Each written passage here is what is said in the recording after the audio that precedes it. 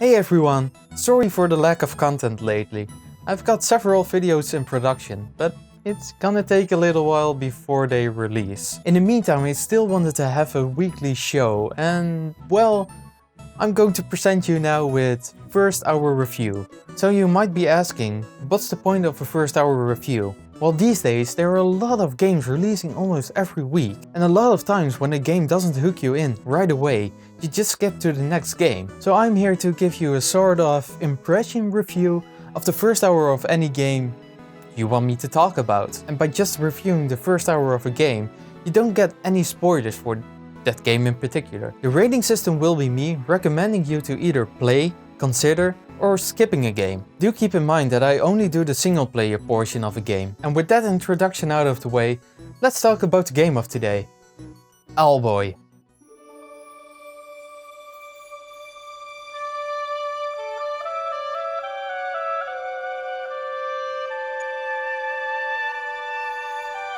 So Owlboy is about an Owlboy named Otis, who is a mute and can't talk. His teacher Ashio has great expectations of him, but alas, Otis doesn't do all that well in his studies and has trouble flying, and is also a little bit kind of a screw up altogether. After screwing up that much, Ashio sends Otis out on a really easy task, to just talk to a few villagers, but all of them are weird, creepy, shadow-like figures that humiliate and bully him. And then he wakes up and it's all a dream. But still, this intro was really effective. It immersed me immediately. I'll be honest, just looking at this intro, it made me shed a few tears. You really feel bad for Otis, because you see that he tries his best, but his best isn't good enough for his teacher.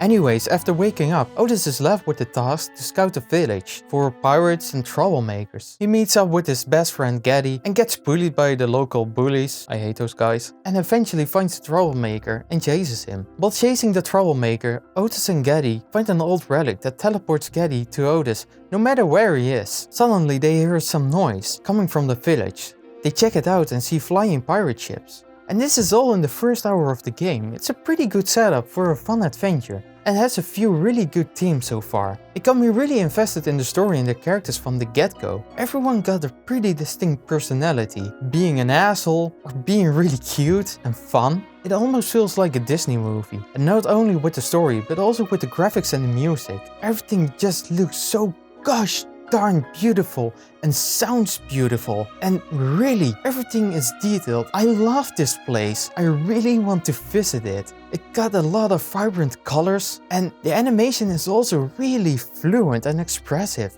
Look at the cute Otis when he is happy or when he is scared. It's so gosh darn cute. It's really no wonder that this game took 8 years to make. So the story and graphics are wonderful so far, but what about the gameplay? And that's also pretty darn fun. It feels a bit like taking a Legend of Zelda game, making it 2D.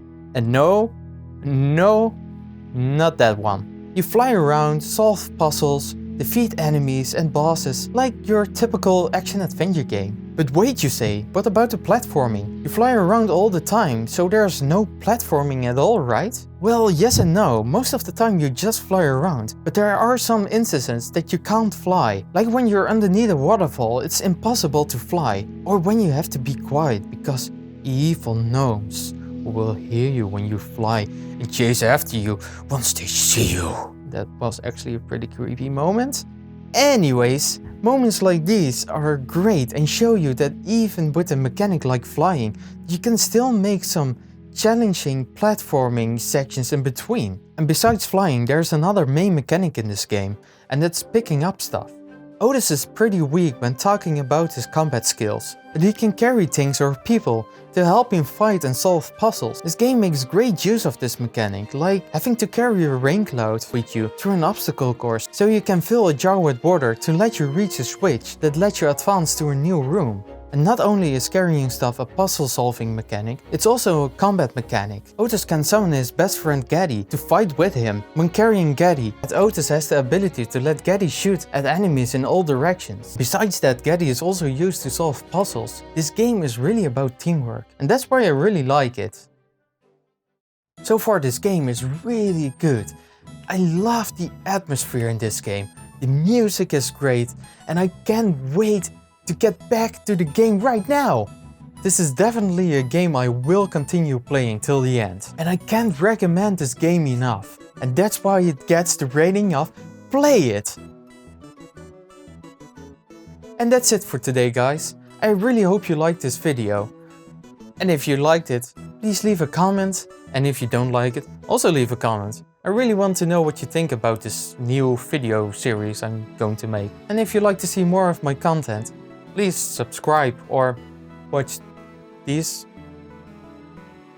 two? Yeah, I'll have 2 videos around here. Some here. Yeah. Okay, here are the videos. And yeah, also if you want me to look at the game, also leave a comment. Yeah, I'll see if I can do it. If I've got the game, I'll do a first hour review of it. So yeah, leave a comment, subscribe, like the video, do whatever you want, and